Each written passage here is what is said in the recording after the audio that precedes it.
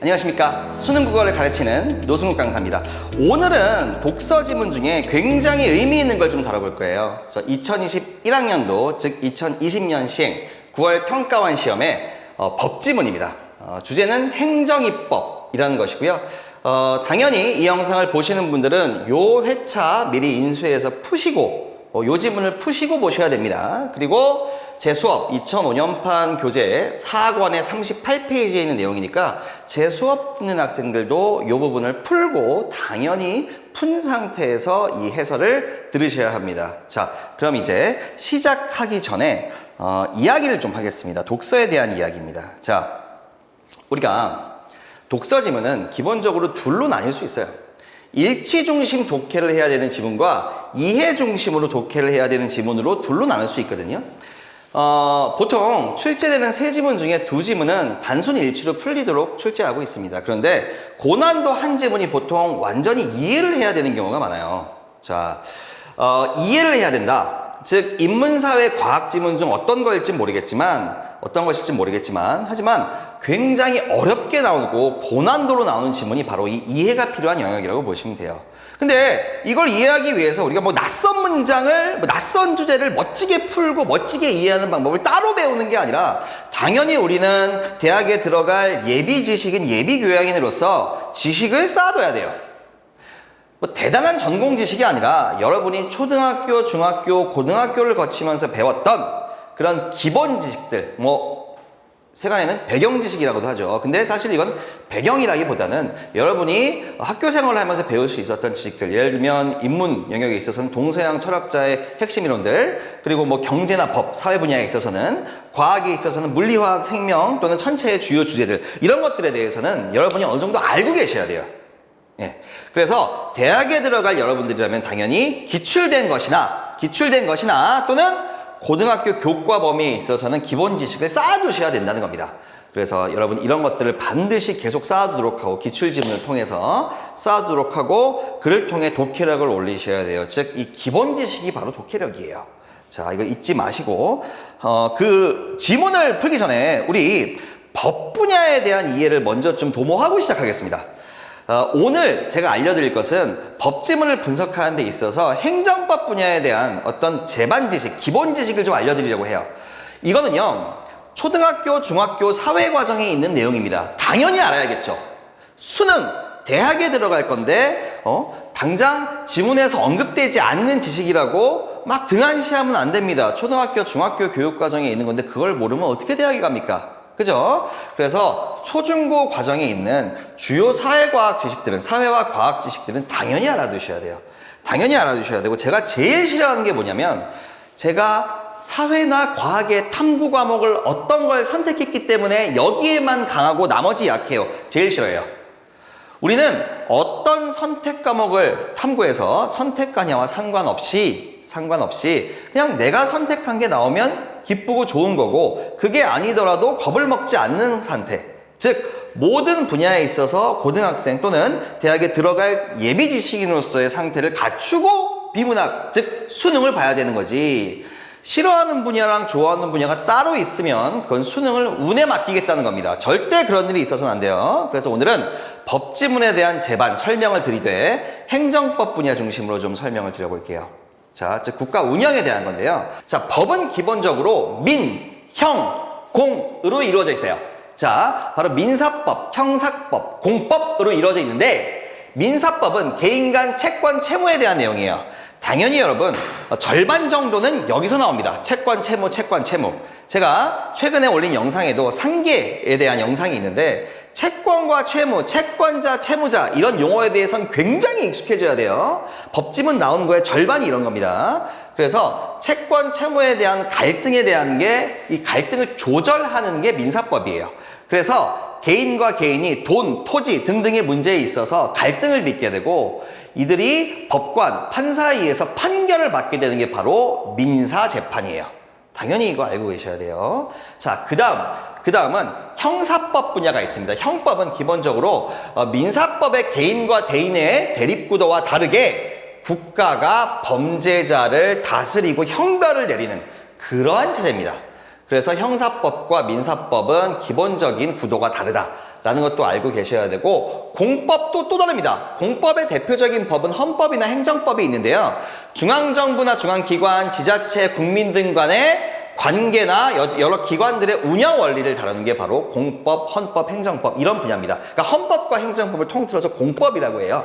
그래서 여러분들은 이 세 분류를 할 줄 아셔야 되는데, 자, 근데 요 민사법 분야는 굉장히 빈출되는 분야고요.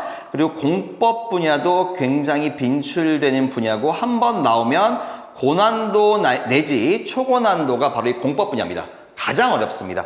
형사법은 바로 최근 2025학년도 수능에 나왔는데, 나오면 이건 무조건 쉬워요. 왜냐하면 형법은 그렇게 큰 논쟁이 없어요. 보통 형벌의 목적이 교화냐 징벌이냐 정도, 아니면 어떻게 하면 억울한 사람이 발생하지 않을 수 있을까, 억울한 처벌받는 사람이 발생하지 않을 수 있을까, 또는 형법의 어떤 만들어진 발전해온 역사, 이 정도 말고는 출제할 게 없는데, 그건 너무 명백한 주제들이라 어렵게 낼 수가 없어서 형사법은 수능과 평가원에 있어서는 큰 이슈는 되지 않습니다. 게다가 최근에 나오기도 했고요. 그래서 법지문이 나오고 법지문을 준비한다면 민사법과 공법 분야를 철저히 준비해야 되고, 보통 어렵게 나오면 이 두 분야, 특히 어려운 게 행정법, 공법 분야예요. 그래서 이 분야에 대한 용어를 명확히 숙지하고 있어야 됩니다. 자, 공법 나옵니다. 공법은요, 국가 및 국가기관과 국민과 관계에 대한 법입니다. 일단 헌법, 가장 유명한 헌법은 우리나라의 최상위법이죠. 국민의 기본권, 뭐 거주이전의 자유, 신체의 자유, 통신의 자유 다 들어보셨죠? 이런 자유들이 보장돼 있고, 우리 국민 개인에 대한, 그리고 우리 국가가 어떤 원칙에 따라서 어떻게 운영되는지도 역시 정해져 있는 최상위법이 헌법입니다. 그래서 헌법에 반하는 그 어떤 법률이나 행위도 무효입니다. 그래서 이거를 헌법재판소가 판단하는데, 그거는 좀 이따 좀 보시겠습니다. 자, 행정법, 이게 나오면 정말 어려워요. 국가행정기관, 즉 중앙정부 그 아래 조직들, 중앙정부 및 그 아래 조직들, 그리고 시군, 구청 등, 이게 바로 행정기관들인데, 이런 행정청들의 운영 원리가 나옵니다. 이거 정말 어려운데 왜 어려울까요? 용어들이 우리가 쓰는 용어들이 아니에요. 평소에 접할 수 있는 용어들이 아닙니다. 뉴스에서조차 접하기 어려운 용어들이 나오기 때문에 우리는 이 공법 중에 행정법 지문 나왔을 때 가장 어려움을 겪게 돼 있어요. 고1이나 고3 모든 기출문제에 있어서 초고난도 지문 나오면 법지문에서는 무조건 이겁니다. 자, 그래서 이 행정법의 층위를 정확하게 이해하기 위해서 우리나라 3권 분립에 대해서 먼저 아셔야 될 것 같아요. 자, 이거는 초등학교 6학년 내용이에요. 이것도 모르고 수능 보면 대학에 들어갈 자격이 없는 거죠. 당연히 아셔야 됩니다. 자, 대한민국은요, 입법부, 행정부, 사법부라는 3권 분립의 시스템 하에 조직되어 있습니다. 자, 기본적으로 행정부부터 볼게요. 행정부가 바로 대통령, 그리고 행정각부, 뭐 국방부, 행정안전부, 법무부, 교육부, 이런 행정각부, 그리고 각 시군구청 같은 지방자치단체가 바로 행정부입니다.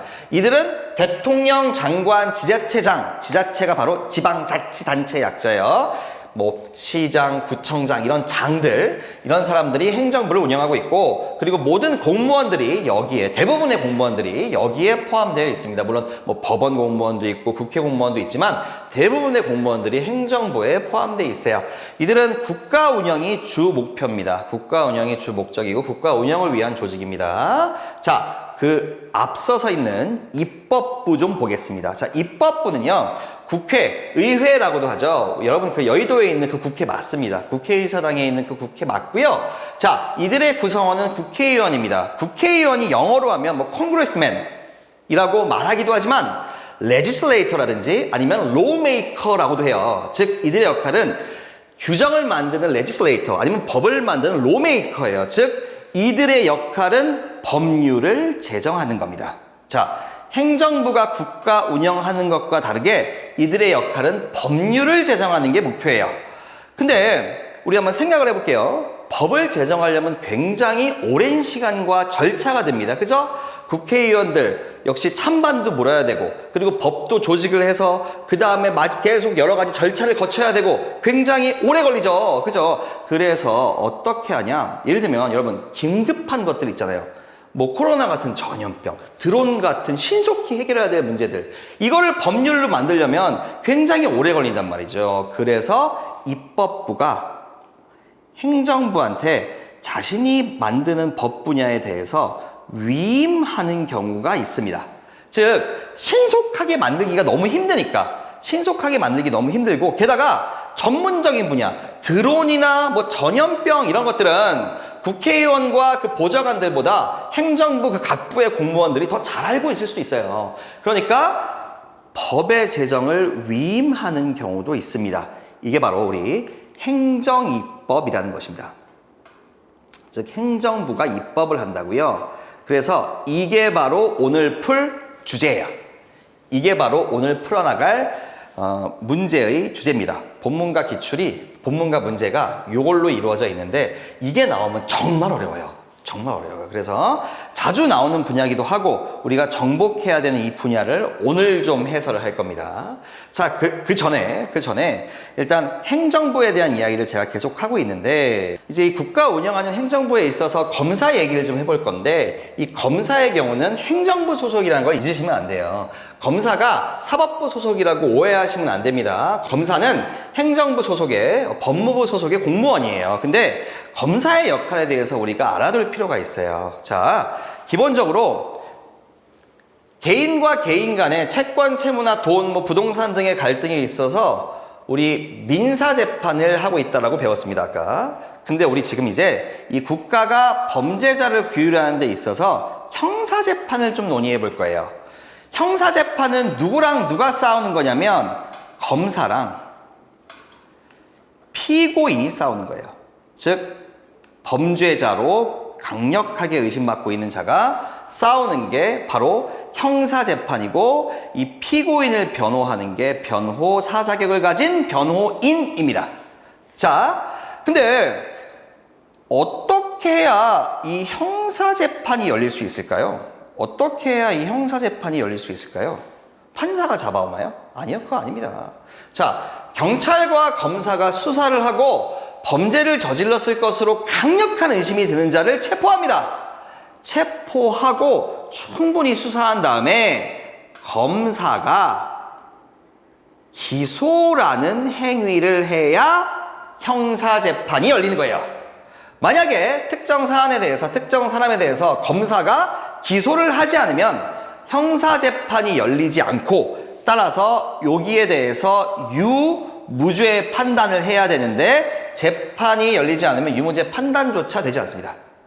그래서 검사가 기소를 해야 형사재판이 열리는 것이고, 그리고 나서 검사가 범죄 입증을 하고 피고인과 변호인이 무죄 또는 유죄여도 좀 용서해달라는 이야기를 하면서 유무죄 판결이 판사, 즉 법관에 의해 이루어지는 것입니다. 그래서 사법부의 법관은 재판을 판결하는데, 민사재판에 있어서는 개인과 개인의 갈등에 있어서 판결하는 것이고, 형사재판에 있어서는 검사가 피고인을 기소로서 재판에 끌고 오면 열려서 유무죄 판단을 하는 겁니다. 그래서 이렇게 판사로 이루어진 집단이 바로 사법부고, 대법원과 각급 지방법원으로 이루어져 있고, 법관, 판사들, 대법관과 그 아래 판사들이 모두 구성원들입니다. 이렇게 알고 계시면 대한민국의 입법부, 행정부, 사법부라는 어떤 삼권 분립의 원리가 이해가 되실 거예요. 근데 여기 나오는 기소와 형사재판의 원리는 교육청 모의고사에서는 사실은 종종 나옵니다만 수능이나 평가 모의고사에서는 잘 나오진 않아요. 잘 나오진 않고, 제가 말씀드렸죠, 이 형사법 분야는 좀 분명하기 때문에 출제하기가 쉽지가 않고, 출제했을 때 어렵게 내기가 쉽지 않아요. 그래서 민사법, 공법, 특히 공법에서 행정법 분야가 상당히 고난도입니다. 네, 그래서 우리는 이 분야에 대해서는 제가 그냥 말씀드린 거고, 바로 입법부, 국회가 행정부에 자신의 법을 만드는 권한을 위임한 케이스에 대해서 오늘 다룰 겁니다. 그 전에 헌법재판소도 알아둘 필요가 있습니다. 헌법재판소는 헌법재판관 9명으로 구성되어 있고요. 법률이나 국가의 행위가 헌법에 위반되는지 판단합니다.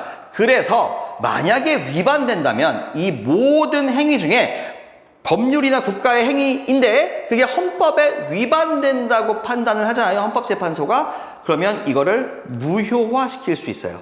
무효화시킬 수 있어요. 그래서 어떤 사안에 대해서 그게 법률 국가의 행위가 헌법에 위반되는지를 계속 판단을 하고 있고, 위헌일 경우에는 해당 법률이나 행위가 무효화되는데, 이 목적은 바로 국민의 기본권을 보장하기 위함입니다. 즉 헌법이 국민의 기본권을 규정하고 있기 때문에 여기에 충돌되거나 반대되는 것들에 대해서 무효화를 시키고 있는 것이죠. 예를 들면 뭐 동성동본 금원조항, 이게 뭐 옛날에는 본의 같은 뭐 김씨 이씨끼리 이렇게 결혼도 못하게 돼 있었는데 말도 안 되죠. 당연히 개인의 자유를 지나치게 침해하기 때문에 위헌 폐지되었고, 그죠? 그리고 호주제, 남성 중심으로 이렇게 호주를 만들어서 집안을 국가가 관리하는 그 제도도 폐지되었고, 말도 안 되는 거였죠. 그 외에도 위헌 결정만 내리는 게 아니라 사형제는 합헌이다 해서 유지되고 있고, 사형 집행만 안 하고 있을 뿐이지. 그리고 뭐 군내 동성행위 처벌이라든지 이런 것들에 대해서도 이슈가 될 때 이건 합헌이다, 그대로 둬도 된다, 이러한 결정들을 내리고 있기도 합니다. 네. 즉 어떤 법률이나 국가의 행위가 위반되는지 아닌지를 판단해서 위반되는 걸 무효화시키는 것이죠. 굉장히 강한 권한이죠.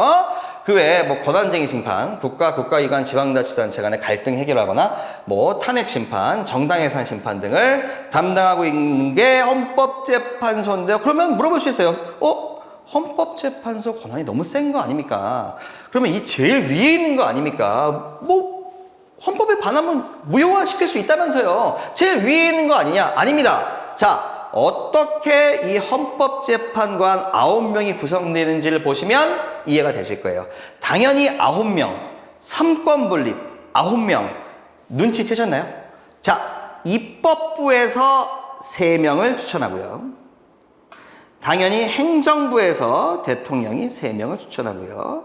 사법부에서 이렇게 3명을 추천해서 3대 3으로 구성되니까 놀라운 의견에 있어서의 균형이 이루어지는 거죠.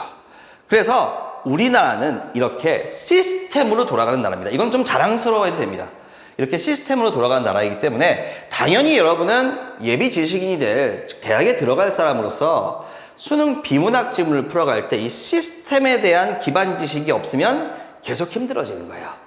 여러분은 지금 시간이 있으니까 당연히 이 지식들을, 이 영상을 시청하면서, 또는 제 수업 듣는 분들은 제가 수업 때 이미 필기해드렸는데 요거 처음 듣는 분들은 요거 다 필기하면서 당연히 머릿속에 이해를 하셔야 됩니다. 네, 이해를 하셔야 되고, 자, 오늘의 분야인, 오늘 지문에서 다룰 분야인 국회가 본인들이 다루기 너무 전문적인 분야라서 행정부한테 법률 제정 권한을 위임한 케이스 지문에 대해서 풀어보도록 하겠습니다. 자, 이제 지문 읽고 문제풀이 시작하겠습니다. 자, 2021학년도 9월 평가원 행정입법 관련 지문에 대해서 제가 본문 읽고 문제 한번 풀어보도록 하겠습니다. 자, 국가, 지방자치단체와 같은 행정주체가 행정목적을 실현하기 위해 국민의 권리를 제한하거나 국민에게 의무를 부과하는 행정규제는 당연히 누가 제정한? 국회가 제정한 법률에 근거해야 됩니다. 너무 당연한 거예요. 왜일까요? 자, 국회의 구성원 누구죠? 방금 배웠죠? 국회의원이죠. 누가 뽑았죠? 우리가 뽑았어요. 그러니까 우리의 권리가 제한받는 거, 또는 우리한테 의무가 생기는 거는 우리가 권한을 위임한 국회의원만 할 수 있는 거예요. 그들의 합의에 의해서만 우리가 제한받고 의무 부과가 될 수 있는 거다라는 걸 사실은 당연히 알고 있어야 되기 때문에 이 문장은 유려하게 읽혀야 됩니다. 고등학생이라면요. 그래서 국회가 제정한 법률에 근거해야 우리가 권리를 제한받고 의무가 생기는 거지, 당연하지 하면서 넘어가자면, 자, 그러나 이거 국회가 해야 되는 건데 대통령을 수반으로 하는 행정부, 방금 배웠죠? 행정부나 지방자치단체와 같은 행정기관이 제정한 법령인 행정입법, 즉 행정부가 정한 법에 의한 행정규제가 이루어질 때가 있다. 예를 들어서 드론과 관련된 행정규제 사항처럼 첨단기술 또는 상황변화 즉각 대처, 뭐 전염병 이런 것들, 또 개별적 상황 반영해야 되는 것들, 이런 것들은 국회보다 행정부가 하는 게 전문적이고 빨라요. 그죠? 그런 의미에서 행정부가 규제를 정하는 행정입법의 분야가 규제 사항들이 늘어나고 있다. 행정기관은 국회에 비해 이러한 사항들을 다루기에 전문성 있고 빠르고 적합하죠. 자, 행정입법의 유형에는 위임명령, 행정규칙, 그리고 조례가 있다. 요거 딱 읽었을 때 느낌 왔을 거예요. 이 글은 위임명령, 행정규칙, 조례를 설명하겠구나 라고 느낌이 왔을 거예요. 자, 헌법에 따르면 국회는 행정규제 사항에 관한 법률을 제정할 때, 자, 국회가 제정합니다. 국회는 주어 잘 보시고, 국회가 법을 제정할 때, 원래 법은 국회만 제정하는 거예요. 그죠? 특정한 내용에 관한 입법을, 근데 행정부에 위임할 수 있어요. 잘 읽으셔야 돼요. 국회가 행정부에 입법을 위임하는 거예요. 이에 따라 제정된 행정입법을, 자, 이에 따라 제정된 행정입법이니까 이 제정은 누가 제정한 거예요? 당연히 행정부입니다. 행정부. 행정부가 제정한 행정입법을 위임명령이라고 한다. 자, 위임명령은 제정조치에 따라 대통령령, 총리령, 부령으로 나누어진다. 이들은 모두 국민에게 적용되기 때문에, 국민에게 적용되는 것이기 때문에 입법, 예고, 공포 등의 절차도 거쳐야 됩니다. 자, 위임명령은 입법부인 국회가 자신의 권한을 행정부에 맡긴 거, 그죠? 맡긴 거죠. 원래 법 이런 거 누가 정해야 돼요? 국회가 해야 돼요. 근데 행정부에 여러 적합한 이유들 때문에 맡긴 거란 말이죠. 자신의 권한을 행정부에 맡겼기 때문에 정당화될 수 있다. 그래서 특정한 행정구제 근거 법률, 자, 이 법률이니까 이거 누가 제정한 거예요? 국회입니다. 국회가 제정한 근거 법률, 국회가 제정한 근거 법률이 위임명령으로 제정할 사항의 범위를 정하지 않은 채 위임하는. 자, 우리가 국회가 행정부에 드론에 대한 거라든지 뭐에 대한 걸 맡길 때에도, 제정을 맡길 때에도, 드론 알아서 해. 주제는 드론이야. 네가 알아서 해. 그거 안 된다는 겁니다. 즉, 위임을 할 건데요. 특정한 행정규제의 근거 법률이 위임명령으로 제정할 사항의 범위를 정하지 않은 채 누구에게? 정하지 않은 채 행정부에게 위임하는 이러한 포괄적 위임은 삼권분립 원칙에 저촉돼서 안 됩니다. 자, 만약에 여러분, 만약에 위임을 할 때요, 드론에 대한 거 네가 알아서 해 라고 하면 이건 입법부가 자신의 역할을 버린 거예요. 그죠? 기본적으로 법률 제정은 입법부 겁니다. 그러니까 대강의 틀은 정하고 위임하라 이겁니다. 다 네가 알아서 해 이럴 거면 입법부가 왜 있습니까? 그죠? 당연히 안 됩니다. 그러면 그러한 의미에서 행정부에게 위임을 할 때 포괄적으로 위임하지 말라. 그냥 드론 다 네가 포괄적으로 알아서 해. 그거 안 됩니다. 안 되고, 즉 위임된 행정규제 사항의 대강을 위임 근거 법률의 내용으로부터 예측할 수 있도록 좀 구성해서 위임해라. 다만 행정규제 사항에 첨단기술 관련성이 크면 그래도 비교적 좀 넓게 위임할 수 있다라고 이야기는 하고 있어요. 네, 법학에서 넓다라는 것의 의미는 미리 알아두면 좋아요. 많이 만날 겁니다. 넓다라는 건 엄격하지 않고 조건을 많이 따지지 않는다는 뜻이에요. 법학에서 반대로 좁다라는 게 나옵니다. 좁다라는 건 엄격하고 많은 조건 충족이 요구된다는 게 바로 좁다라는 겁니다. 이것도 상식으로 알고 계셔야 됩니다. 법지문 풀 때. 자, 그러니까 넓어진다. 언제요? 첨단 기술일 때 넓어진다. 여유 있어진다. 엄격하지 않게 본다. 라는 얘기고, 한편 위임명령이 법률로부터 위임받은, 자, 법률이니까 이거 누가 제정한 거예요? 국회. 그죠? 국회가 제정한 법률로부터 위임받은 범위를 벗어나서 제정되거나, 이 제정은 어떤 제정됨이죠? 위임명령이니까 이 제정은 행정부가 제정한 거죠. 이 구별을 잘해야 됩니다. 이 글에서는 행정부가 위임받은 범위를 벗어나서 제정하거나 또는 위임 근거 법률, 국회가 정한 법률이 사용한 억구의 의미를 행정부가 마음대로 확대 축소해서 바꿔서 제정하면 안 된다는 겁니다. 그래서 위임명령의 이러한 제한을 위반하여 제정되면 애초에 그냥 효력이 없습니다. 자, 이렇게 위임명령에 대한 분야 봤고요. 자, 그 다음에 행정규칙입니다. 행정규칙은 위임명령과 다르게 단순한 직제나 사무처리 절차에 관한 행정입법이에요. 단순한 직제나 사무처리 절차에 관한 행정입법입니다. 예를 들면 양천구청에서 여권과 공무원이 여권을 발급하는 방법에 대한 규칙 이런 거예요. 네? 법무부 검사가 기소하기 위해 처리해야 되는 문서에 대한 규칙 이런 겁니다. 즉 이건 사무처리 절차이기 때문에 이거는 국민에게 적용되는 게 아니라 공무원들끼리 처리해야 되는 사무처리 절차이기 때문에 위임도 필요 없어요. 법률로부터 국회로부터 위임도 필요 없고 마음대로 정하면 되죠. 자기들끼리의 사무처리 절차, 공무원들끼리의 사무처리 절차를 국민한테 왜 허락을 받아요? 이건 효율성을 위한 거니까, 그죠? 당연히 필요한 절차를, 당연히 여러 가지 절차를 거칠 필요가 없다. 근데 만약에 이 절차가 국민의 권리를 제한하거나 의무를 부과한다고 생각해 보세요. 국민의 권리를 제한하거나 국민에게 의무를 부과한다면 문제가 될 수 있어요. 즉 규제일 경우, 규제. 이러한 행정규칙이 규제일 경우에는, 자, 규제일 경우가 문제가 되는데, 이 행정규제 사항에 관하여 행정규칙이 제정되는 예외적인 경우. 자, 이때 위임된 사항이 첨단 기술과의 관련성이 매우 커서 위임명령으로, 바로 윗단락에 봤던 위임명령에 위임된 사항으로는 대응하기 힘든 경우. 이런 경우에는 행정규칙으로 정할 수 있다. 그리고 만약에 위임 근거 법률이 행정입법의 제정 주체만 지정하고 유형을 지정하지 않았다면 그냥 요 행정규칙인 고시예규로 제정해도 괜찮다.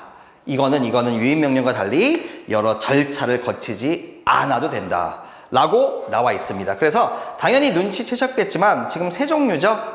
위임명령, 행정규칙, 조례. 그래서 어떤 건 절차를 거쳐야 되고 어떤 건 절차를 안 거쳐야 되고 이런 공통점과 차이점들을 당연히 물어보는 문제가 나올 테니까 파악을 잘 하셔야 됩니다. 자, 이제 조례입니다. 조례의 경우에는 지방의회가 제정하는 행정입법으로서, 지방의회입니다. 각 지역의 특수성을 반영하죠. 특수성을 반영하는 거고, 그래서 제정 주체가 지방자치단체의 기관인 지방의회다. 지금까지는 위임명령이나 행정규칙은 행정부가 제정하는 거예요. 그죠?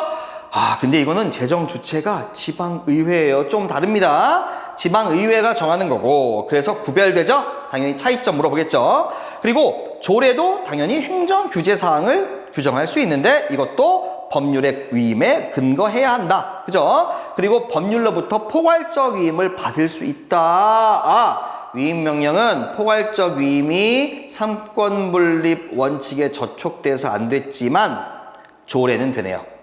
하지만 억구의 의미를 다르게 사용하지 마라. 그리고 절차도 위임명령처럼 거쳐라. 즉 거치지 않아도 되는 건 행정규칙. 이렇게 정리가 됩니다. 자, 우리는 지금까지 위임명령, 행정규칙, 조례에 대해서 읽어보았고 이걸 정리를 머릿속으로 좀 해보시고 이제 문제를 같이 한번 풀어보도록 하겠습니다. 자, 13번 문제입니다. 윗글의 내용과 일치하는 것은, 자, 옳은 거 찾는 거네요. 가보겠습니다. 행정입법에 속하는 법령들은 제정 주체가 동일하진 않죠. 마지막에 지방의회가 제정하는 게 조례였잖아요. 그죠? 자, 나머지는 행정부였고요. 자, 2번. 행정입법에 속하는 법령들은 모두 개별적 상황과 지역 특수성은 뭐다? 조례입니다. 그죠? 틀렸죠? 자, 3번. 행정입법에 속하는 법령들은 모두 정당성을 확보하기 위하여 국회 위임에 근거한다. 자, 국회 위임에 근거하는 건 위임명령과 조례였고요. 행정규칙은 그러지 않아도 된다고 나와 있습니다. 사무처리 절차예요. 그죠? 그럴 필요가 없습니다. 자, 4번. 행정규제 사항이 적용되는 행정입법은 모두 포괄위임 금지가 아니라 이거는 위임명령이고 조례는 포괄적 위임이 가능하다라고 나와 있죠? 그래서 역시 4번도 틀렸고 그럼 5번 남았네요. 행정부가 국회보다 신속히 대응할 수 있는 행정규제 사항은 행정입법의 대상으로 적합하다. 이 전체 주제죠. 주제를 포괄적으로 물어보고 있습니다. 그 답은 5번 고르시기에 수월했을 겁니다. 14번 기역의 이유. 여러분 언제나 기역의 이유, 가의 이유, 니은의 이유 이렇게 물어보면 당연히 우리는 인접 문장에 재진술에 집중하시면 돼요. 좋은 글은 그 이유가 바로 아래 나와 있어요. 근데 평가원, 좋은 글이죠? 대체로 인접문장 재진수를 판단하시면 답이 바로 보입니다. 그럼 우리 이제 기역을 찾아가야죠. 기역 찾았습니다. 뭐라고 나와 있습니까? 위임명령이 이러한 제한을 위반하여 제정되면 효력이 없다. 그럼 우리는 이러한, 즉 바로 위에 찾아가 봐야겠죠? 어떻게 하면 효력이 없나요? 위임받은 범위 벗어나거나 억구의 의미를 확대, 축소. 위임받은 범위 벗어나거나 억구의 의미를 확대, 축소. 즉 근거 없이. 답 1번이죠. 간단하죠? 자, 인접문장 재진술로 여러 깊은 주관을 개입하지 말고 바로 풀어버리십시오. 알겠죠? 바로 풀어버리셔야 합니다. 자, 답은 1번이고요. 자, 15번 가실게요. 15번. 행정규칙에 관한 설명 중 적절하지 않은 것은. 자, 이제 틀린 거 찾는 거네요.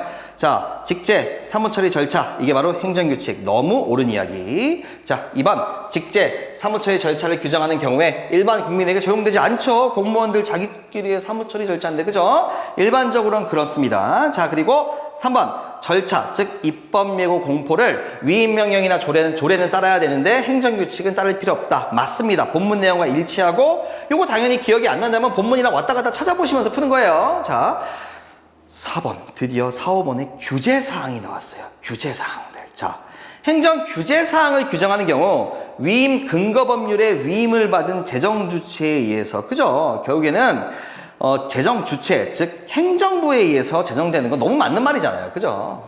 그래서 행정 규칙이나 위임 명령이나 조례 다 그렇지만 행정 규칙도 마찬가지로 이거 누가 제정하는 거예요? 행정부가 제정하는 거예요. 너무 당연한 얘기예요. 근데 5번. 자, 행정 규제사항 규제시, 규정시, 행정 규제사항 규정시. 위임 근거 법률로부터 위임받을 수 있는 사항의 범위가 위임 명령과 같다. 그럼 찾으러 가면 되죠. 위임 명령은 보시면 특정한 내용에 대해서 위임받는 거예요. 즉, 국회가 특정한 내용에 대해서 위임하면 돼요. 근데 행정규칙은 여러분 보시면 첨단 기술, 규제에 있어서는 첨단 기술 관련성이 논의되고 있죠. 그죠? 그러니까 이 위임 명령은 특정한 내용에 대해서 입법부가 위임할 수 있는 건데 행정규칙 규제사항은 첨단기술 관련성이 언급되고 있습니다. 당연히 범위가 같지 않죠. 보시다시피요. 그죠? 그래서 답이 5번이 되겠습니다.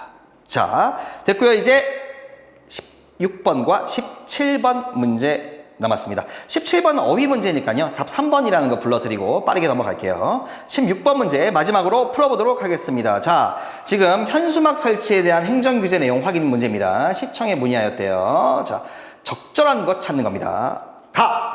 가는 법률이네요. 여러분, 가는 뭐예요? 법률입니다. 5개 광고물 등의 관리와 5개 광고 산업진흥에 관한 법률. 그죠? 누가 정했을까요? 당연히 입법부, 국회가 정했겠죠? 자, 나는 대통령령인 어쩌고 시행령이에요. 대통령령. 자, 대통령령은 어디 있죠? 여기 있네요. 대통령령. 이거 위임명령입니다. 그죠? 위임명령이에요. 그래서 나 같은 경우는 위임명령입니다. 자, 나 같은 경우는 위임명령이고요.